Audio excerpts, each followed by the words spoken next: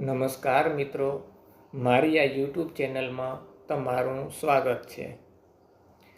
આ અવાજ કોઈ સમાચાર નથી કોઈ વાર્તા। આ અવાજ છે એ તમામ આત્માઓ માટે જે 26 જાન્યુઆરી 2001ના દિવસે આપણી વચ્ચેથી વિદાય લઈ ગઈ। 26 જાન્યુઆરી 2001 ભારતનો ગણતંત્ર દિવસ। સવારનો એ સમય શાળાઓ, કોલેજો, દેશભરમાં તિરંગો લહેરાવવાની તૈયારીઓ ચાલી રહી હતી। સમય થાય છે 8 કલાક 46 મિનિટ। જે કોઈને ક્યાંય ખબર હતી કે આ ઇતિહાસના પાનામાં લખાઈ જવાનું છે, કુદરતને કાંઈક અલગ જ મંજૂર હતું।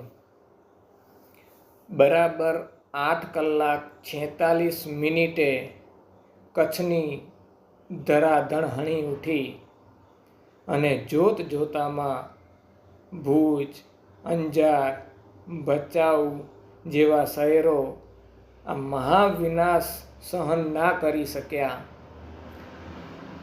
7.7ની તીવ્રતાનો આ ભયાનક ધરતીકંપે મોટા શહેરોને ખંડેર બનાવી દીધા। મકાનો તૂટી ગયા, શાળાઓ ધરાશાયી થઈ ગઈ, હોસ્પિટલોમાં અફરાતફરી મચી ગઈ, પણ ધરતીએ કોઈ ભેદભાવ ન રાખ્યો। એક જ પળમાં કોઈકે માતા પિતા ગુમાવ્યા, જેથી બાળકો અનાથ થઈ ગયા। કેટલાય લોકોએ પોતાના સ્વજનો ગુમાવ્યા। અનેક સપનાઓ સદાય માટે અધૂરા રહી ગયા। આ ભૂકંપમાં 20,000થી વધુ લોકોએ પોતાનું જીવન ગુમાવ્યું। 1.5 લાખથી વધુ લોકો ઘાયલ થયા। અસંખ્ય લોકો બેઘર થઈ ગયા।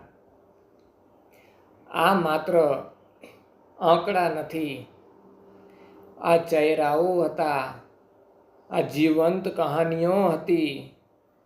પલભરમાં કુદરતના આ કહેર સામે કાંઈ જ ના ચાલ્યું। 26/1/2026ના રોજ આ ભયાનક ધરતીકંપને 25 વર્ષ પૂર્ણ થઈ રહ્યા છે। ધીમે ધીમે સમય આગળ વધ્યો, શહેરો ફરીથી ધમધમતા થયા, પણ જે ગયા એ ક્યારેય પાછા ના આવ્યા। આ વિનાશકારી ભૂકંપમાં જીવ ગુમાવનાર દરેક આત્માને ભાવભરી શ્રદ્ધાંજલિ।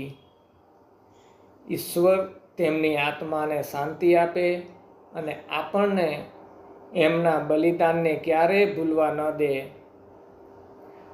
ઓમ શાંતિ શાંતિ શાંતિ। તમને પણ આ ઓડિયો ગમ્યો હોય તો લાઈક કરજો, શેર કરજો અને સબસ્ક્રાઈબ કરજો। ફરી પાછા મળીશું।